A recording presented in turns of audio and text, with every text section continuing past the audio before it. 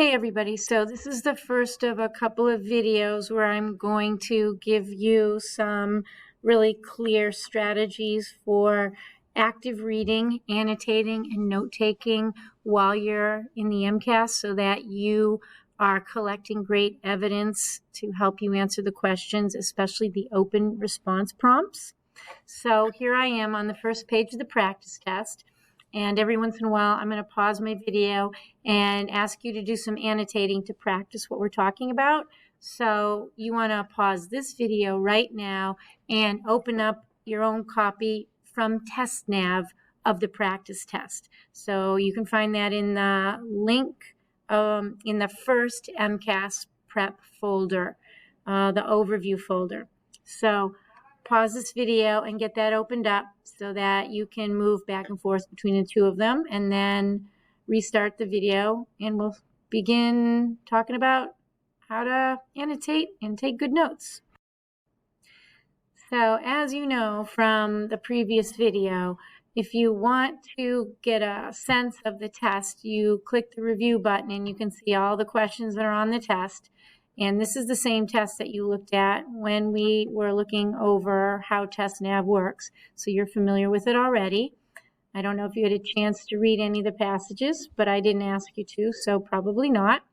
But you can see there are two right here in the middle of the test. There's another one here toward the end. There's the end. And then there are a couple at the very beginning. So when you see two passages together like that, that means they're paired. There are almost always going to be questions where you have to use information from both of the passages or where you have to compare or contrast them, okay? Before you even begin reading, I recommend you go to the last question before the next set of passages because that is going to be your open response for those first two passages. And so what you can see on the left side are the two articles that you're going to read, and you can toggle between the two of them. And then on the right is the prompt that you're going to respond to. So if you read this prompt before you start reading the passages, then you're going to be in a great position to gather some strong evidence because you're going to be focused on the open response while you're reading. So if you read these directions for this question all the way to the end of this prompt, develop your reflection, use the blue highlighter and highlight as briefly as possible the information that tells you what you're going to have to write the prompt about, okay?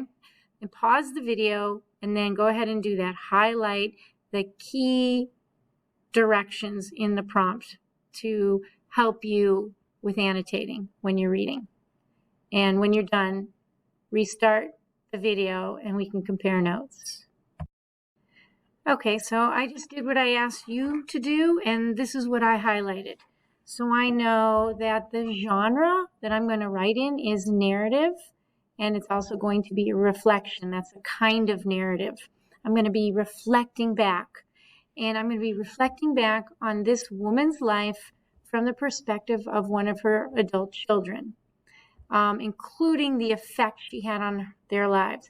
And I'm going to be focusing on character, settings, and events. Maybe you highlighted it up top here, or maybe you highlighted it down here.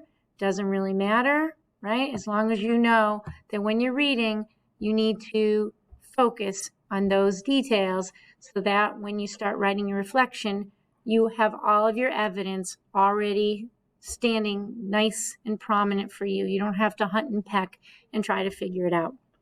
Okay? So that's the first thing during annotation that I want to make sure you understand. We have not even read the passage, right? We have already read the open response and we know what it's going to ask us to do. And we can even kind of think, oh, that doesn't sound too bad. I can reflect on somebody's life, right? And it tells you exactly what you need. If it doesn't say it there, you don't have to worry about it. Okay? More or less, as long as you're writing formal, good paragraphs, good sentences. So let's go back to the beginning of the test and let's start reading these passages. I cannot emphasize enough the importance of reading the blurb. It gives you really important context. Context will help you understand why this topic is important, and it'll help you understand a little bit more about what the main character or characters are going through.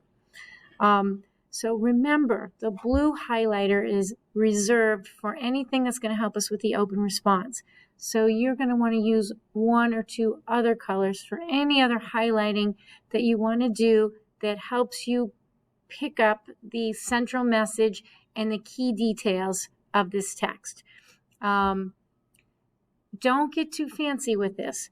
Just make sure that you're identifying the big important structural elements of the text, meaning again, main idea, any important details that lead us to the main idea, and important characters and events, setting, that kind of thing.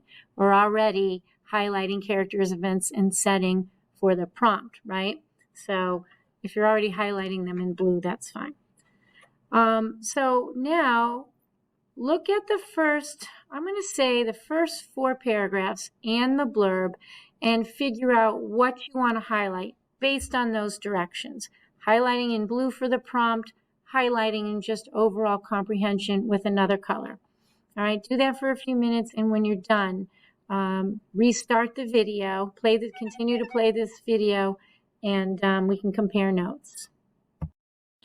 Okay, so I finished my annotations, and I just used pink for main ideas and important details.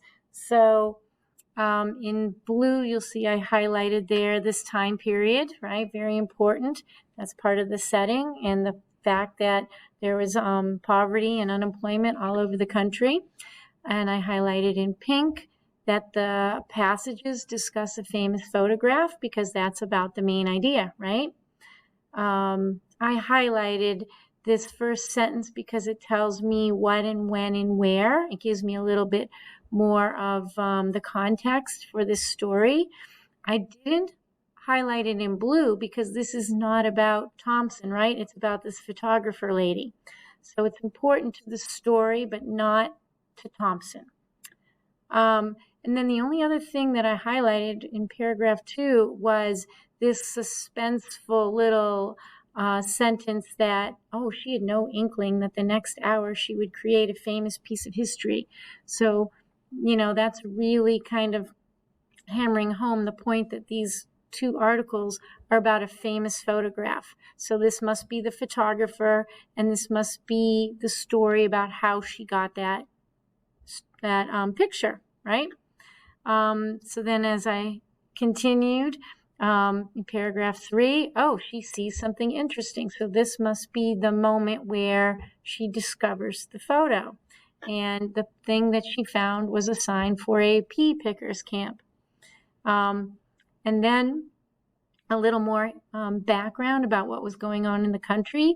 Most of that was not new that I had read above in the blurb. So I just highlighted tens of millions of people were out of work because that really clued me into how big of a problem this was all over the country. So I want you guys to now pause the video and continue highlighting. And you're going to find out for this passage, there is not a lot that you can highlight in blue for our open response, right? Because we need to write about Thompson. And you'll find out as you read, there's a little bit about her at the end, and you do want to make sure any of those details that will help you with your open response that you highlight. And then when you're done with all that highlighting, maybe decide if there's anything important that might help you with your open response or with understanding the main idea of the passage that you would want to write on your little notepad here, okay? So finish doing that, and then meet me back here when you're done to continue to the second video. So I'll see you on annotation video number 2 after you've finished annotating.